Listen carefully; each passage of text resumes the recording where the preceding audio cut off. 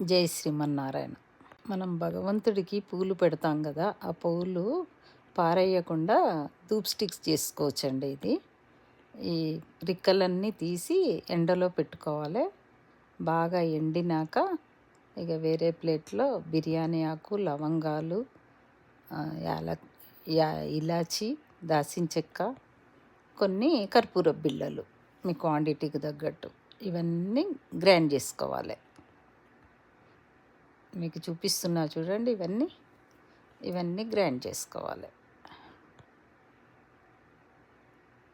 మెత్తగా గ్రైండ్ చేసుకోవాలగా నేను పెట్టాను చూడండి. ఇలా గ్రైండ్లో మిక్సీ కొట్టుకోవాలి. మిక్సీ పట్టుకొని ఆ పొడిని ఒక ప్లేట్లో తీసుకొని పోసుకోవాలి. ఇందులో 1 స్పూను తేనె వేసుకోవాలి. నేను తేనె వేస్తున్నా చూడండి. అది కొంచెం స్టిక్కీగా దగ్గరికి వచ్చి నిలుతుందని ఈ తేనె వేస్తారు, పట్టుకుంటుందని. 2 స్పూన్లు నెయ్యి వేసుకోవాలి, ఆవు నెయ్యి 2 స్పూన్స్. నా చిన్నగా ఉన్నదని 3 స్పూన్స్ వేసాను. చిన్న స్పూన్ అని పెద్ద స్పూన్తో 2 వేసుకొని మొత్తం కలుపుకోవాలి.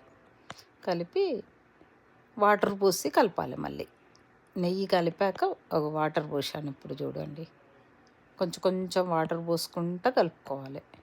కొంచెం ముద్దలక్క రావాలి అంతే. మనకి వాటర్ పోసుకుంటూ ముద్దలక్క వచ్చినాక అవి చిన్న చిన్న ధూప్ స్టిక్స్ లెక్క చేసుకోవాలి. ప్లేట్లో చేసుకొని అవి కొంచెం ఆరిపోతాయి. ఎండలో పెడితే తొందరగా ఎండిపోతాయి. నేను పెట్టాను, రేపు వెలిగిస్తాను. వెలిగించి చూపిస్తాను మీకు ఎలా వెలుగుతుంది అని. నేను కూడా ఇదే ఫస్ట్ టైం చేయడం. బాగున్నాయని చేశాను. ఇక్కడ నేను అమెరికాలో